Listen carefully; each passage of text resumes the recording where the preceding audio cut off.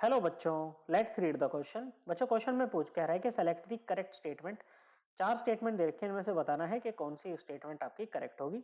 Okay, fourth statement से start करते हैं। चलिए, कह रहा है in cyclic structure of furanose there are in cyclic structure of uranose these are five carbons and one oxygen atom। Okay देखो, cyclic structure बनाते हैं फ्यूरानोज का। ओके जैसे हम बना लेते हैं। ओके बच्चों, तो अल्फा डी फ्रक्टोफ्यूरानोस। ओके, तो उसमें जो साइकिल है ना, उसमें कह रहा है कि उसमें ना 5 तो कार्बन होंगे और एक ऑक्सीजन एटम होगा। ओके, तो बनाते हैं। चलिए, अल्फा डी फ्रक्टोफ्यूरानोस बना लेते हैं। ओके, तो हमें यहीं पर दिख गया बच्चे, 1 2 3 4 कार्बन है बच्चे इसमें, तो और एक ऑक्सीजन एटम है, तो ये स्टेटमेंट आपकी इनकरेक्ट हो जाएगी। Okay, O H two O H.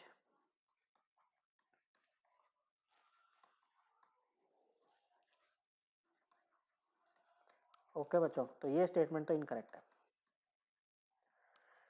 Fourth में कह रहा है कि proteins are composed of only one type of amino acids. Okay, proteins क्या होते हैं? अल्फा, ये एमिनो एसिड्स के पॉलीमर्स होते हैं बच्चों।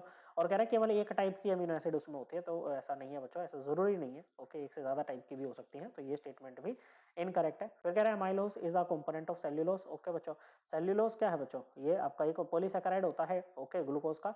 और एमाइलोस, ओके बच्चों, एमाइलोस इसका पार्ट नहीं होता है, इसका कंपोनेंट नहीं होता है। एमाइलोस किसका कंपोनेंट होता है बच्चों? स्टार्च का। एक एमाइलोस होता है, दूसरा एमाइलो पेक्टिन होता है। ओके, तो ये आपका इनकरेक्ट स्टेटमेंट है। और फिर कह रहा है starch is a polymer of alpha glucose. ये स्टेटमेंट एकदम करेक्ट है। अल्फा ग्लूकोज का, ओके या कहो अल्फा डी ग्लूकोज का पॉलीमर होता है स्टार्च। तो पहली स्टेटमेंट आपकी करेक्ट है। So correct answer is option 1। Starch की अगर हम बात करें तो ये प्लांट्स का स्टोरेज पॉलीसेकेराइड होता है। करेक्ट आंसर है ऑप्शन 1। आई होप आपको ये एकदम क्लियर हो गया होगा। थैंक यू बच्चों।